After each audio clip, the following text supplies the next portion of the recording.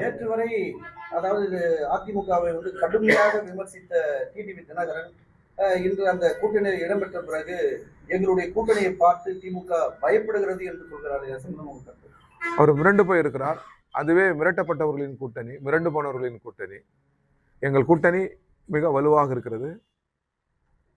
தோழமை கட்சிகள் இவைகளின் வலு மட்டுமல்ல, அரசின் நலத்திட்டங்களும் எங்களுக்கு வலு சேர்க்கும். அதை காட்டிலும் தமிழ் மக்களின் ஒற்றுமை பலம், ஒற்றுமை கலாச்சாரம், ஒற்றுமை பண்புக்கூறு, இது தமிழ் மண்ணின் வாழ்வியல் முறையாக இருக்கிறது. தமிழ் மக்கள் வெறுப்பரசியலை ஏற்க மாட்டார்கள், ஜாதி மத பிளவரசியலை ஏற்க மாட்டார்கள், பதற்ற அரசியலை ஏற்க மாட்டார்கள். இது தமிழ் குரு நல்லுலகின் நீண்ட நெடுங்கால வரலாறு. எனவே வெறுப்பை, மத பதற்றத்தை சுமந்து வருகிற பிஜேபி கூட்டணியை தமிழ் மக்கள் தோற்கடிப்பார்கள். திமுக தலைமையிலான எங்கள் கூட்டணி வெல்லும். இந்த செய்தியை உலகுக்கு நாங்கள் சொல்வோம்.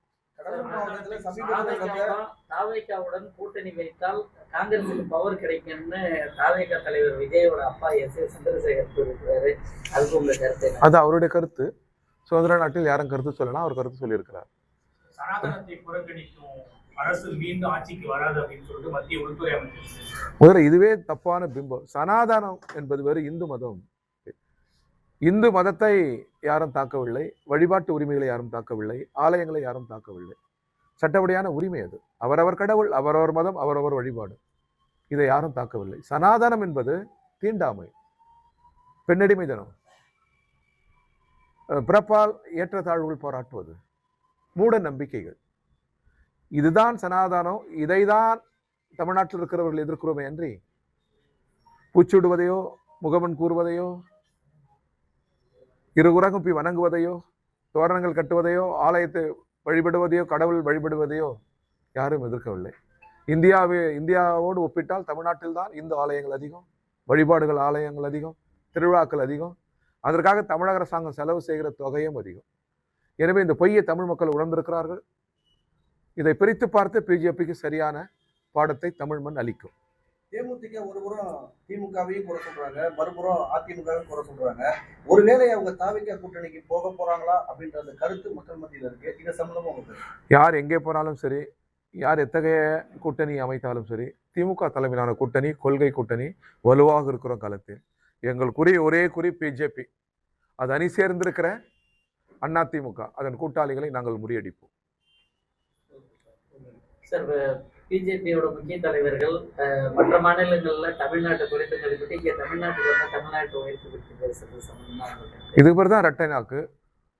பொய்யொன்று பேசுவது, புறமொன்று பேசுவது, நேரொன்று பேசுவது, பின்னொன்று பேசுவதுலாம் இருக்குது இல்லையா? அந்த மாதிரி எல்லாருக்குமே மேலிருந்து கீழ் வரை இரட்டை நாக்கோடு தான் அவர்கள் பேசுகிறார்கள். தமிழ் மக்களுக்கு நாவில் வந்து வருகிற உண்மை எது பொய் எது என்பதை பிரித்து பார்க்கிற ஆற்றலும் அறிவும் தமிழ் மண்ணுக்கு உண்டு. தமிழ் மக்கள் துன்புறுத்தப்படுகிறார்கள் இந்தியாவுடைய பிரதமர் சொன்னார். அது பிரதமர் பேசுகிற பேச்சு அல்ல. ஒரிசாவின் பொருட்கள் யாவும் களவாடப்பட்டு அது தமிழ் மண்ணில் இருக்கிறது. ஒரிசா ஆலயம், புகழ்வாய்ந்த ஒரிசா ஆலயத்தின் திறவுகோல் தமிழர்கள் திருடி வைத்திருக்கிறார்கள். இப்படியெல்லாம் பேசியவர் உள்துறை அமைச்சர். ஒரு தமிழர் ஒரிசாவை ஆளலாமா என்று பொதுக்கூட்டத்திலே கேட்டவர் அவர். ஆனால் இங்கே வந்து வாக்குக்காக அவர்கள் நாடகம் ஆடுகிறார்கள். அவர்கள் நாடகம் தெரியும், யார் இந்த நாடகத்தை ஏற்றுவது தெரியும், இதன் நடிகர்கள் யார் என்பது தெரியும், ஒவ்வொரு கதாபாத்திரமும் தமிழ் மக்களுக்கு தெரியும். ஒட்டுமொத்தமாக சீர்தூக்கி அவர்களுக்கு தோல்வியை பரிசாக அளிப்பார்கள். நாங்கள் வெல்வோம்.